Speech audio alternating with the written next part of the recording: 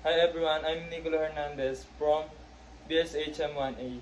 Today I'll be showing you 7 things that makes tableware break plus the right way to handle and set up tables.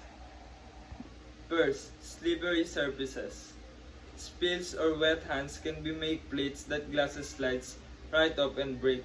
To avoid this, always wipe up spills as soon as you see them. And make sure your hands and the table are dry before handling anything. Second, improper storage. Storing things in the wrong way. When you cram dishes together or lay glasses on their sides, they can chip or crack.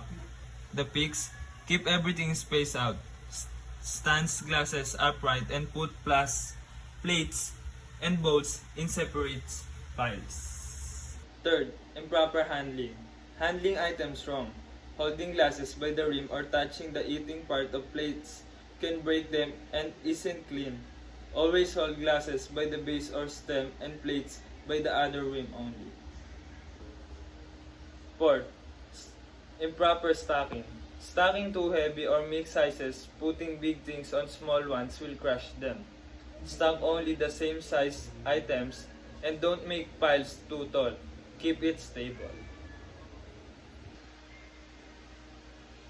Fifth, using the wrong equipment. Using dishes for jobs they are not made for. Using a glass as a ice scoop can chip it, and those chips might end up in food. Always use them the right tool, like an ice scoop for ice. Overcrowding trays. Peeling too many things on a tray makes it wobbly and easy to drop. Spread weight evenly and take 2 strips if you need to. It's safer than rushing.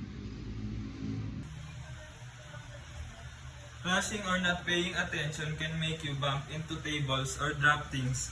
Take your time, look where you're going, and be mindful of what around you. Taking good care of tablewares saves money, keeps everyone safe, and make meals more pleasant. Thanks for watching.